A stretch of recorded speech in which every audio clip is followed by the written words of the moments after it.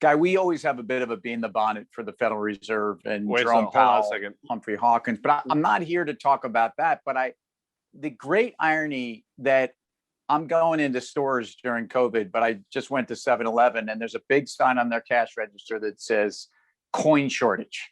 So No we're coins. printing money round the clock to fund a deficit, create inflation, fully push down the middle and lower classes in terms of their financial buying power. And yet we don't have any coins. We don't have enough metal to make the coins. And remember when the penny, the actual physical penny, like 15 years ago, was actually worth more based upon the copper in the penny? Well, guess what? I don't even think they use copper anymore. It's, that's a great point. I don't know. I believe that the penny. Did you is the color start this that by is. saying "bee in the bonnet"? Is that what you said? I have a bee in my bonnet. What are you, like 78 years old? I mean, that's fantastic. Yeah, it's a bad expression, and I don't even know.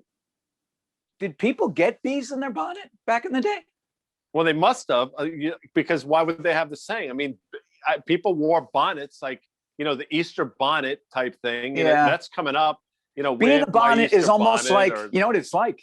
It's a bustle in your hedgerow. No. Please don't bring the great Led Zeppelin into Be in the Bonnet. Right. They're so mutually exclusive. If there's a bus, don't be alarmed then. Don't be alarmed now. Anyway, you're right about the copper. I mean, it's incredible. I read this thing that they can't get enough aluminum cans. They can't source aluminum to make aluminum cans for drinks. They're all having problems with it. It's ridiculous. And this reminds me of where we were in 2007 and 2008, and when on the front of Time magazine, it was the world's running out of oil, or $150 a barrel oil. Look at the chart on copper today, $4.18 or so a pound on copper. This is within 10% of an all-time high, but it's been on a tear. It's been on a tear for the last 2.5 weeks and really the last 6 months. And if you look at a Freeport McMoran, ticker FCX, which we talk about a lot on Fast Money, this is a stock that's gone from $5 to $37. Yeah. Again, the lows of the crisis, but even going into the crisis, we're probably 3 times where the stock was. So it's remarkable. Yeah. By the way, when I say copper, what do you think about? I think of, those people who are convinced that if you wear copper around your wrist, you somehow all of a sudden become Superman. So like the copper stocks or copper whatever. I mean, what do you think? When you think about the copper bracelet, you have to think about the compression copper knee brace pitched by none other than your boy, Brett Favre. So let me ask you a question. First of all, when you see he's with Jerry Rice, number one, those are ridiculous commercials, by the way. Those guys just like in a park in a pickup game of football with a couple other dudes just running them into the ground, just hamming it up. He's got. I mean, it's if you watch him, like every part of his body has some copper compression thing on. It's completely ridiculous. Number one. Number two, you would think over the storied career that both of them had, they would have banked enough coin where they wouldn't have to be hawking copper. And the third thing to you is, how the F does he get Brett Favre out of, I know this is the oft-asked question, out of Favre? It's Favre. Now, where did that come from? Well, and which sports announcers did he have to have his publicist send the phonetic spelling and pronunciation to? Because how did this start? The first announcers that said, Favre, back to pass, Favre in the pocket, Favre. I mean, it's what you should have been doing.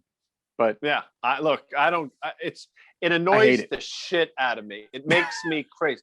And I sort of liked him as a player, but I've really grown to dislike him. Not dislike, but he just annoys He's annoying.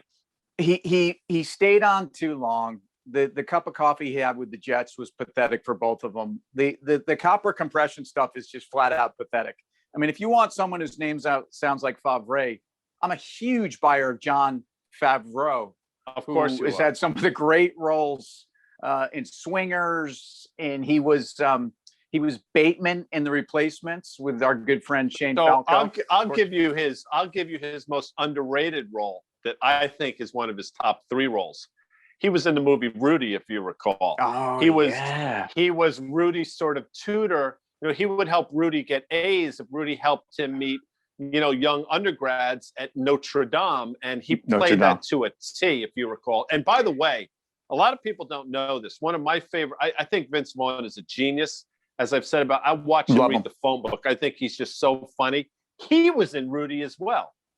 I don't remember that. That's sneaky. That's like one of those many dudes that were in the van with Spicoli in Fast Times. So I will tell you, he was Jamie O'Hare. And towards the end of the movie, if we recall, Ara Parsegian grabbed him by the face mask and said something to the effect of, "You could have been an All-American if you had half the heart of Rudy Rudiger. But now you're on the practice squad." That was Vince Vaughn. Do you remember that scene? There you go. I sort of do. I had a good friend at Georgetown named Jamie O'Hara. We called him Bull, by the way. He's a huge fan of Commercial Break. I bet he's watching.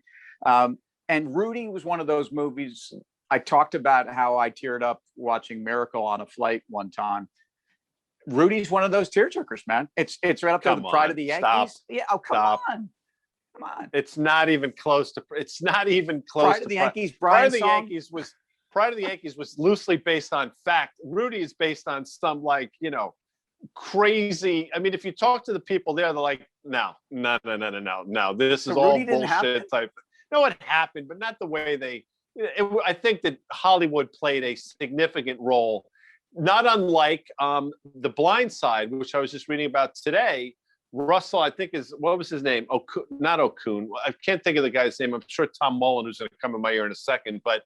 He Russell said Crowe? the guy, not Russell Crowe. By the way, Gladiator, top 5 movie without question. I mean, just killed it. You're not a fan. No, that wasn't your thing. No, I'd take Brad Pitt in Troy. Good call. Where he played the great Achilles, if I'm not mistaken. If that's not right, if you see what I did there. Anyway, my point is this: I think that Rudy, I'm not crying. Pride of the Yankees, I am crying. Brian's song. I am crying. And oh, by the way, something for Joey, the John Capoletti story. I think that's a tearjerker. That's something for Joey. Look, investors are going to be crying when they see the inflation come down. Homeowners are going to be crying, and this housing trade has something to do with the price of copper. The other dynamic is that I believe demand is truly outstripping supply in copper, and it's one of those commodities where the balance is there because the mining and the OPEX and the CAPEX supporting copper production has been cut back dramatically in the last 10 years. So the inflation trade is alive and well. We talk about it all the time. I think these resource names are going higher. Southern Copper, SCCO is another way to play it. They've had a very big run. Be careful, but I think inflation is here with us today, and I think we're all going to be crying.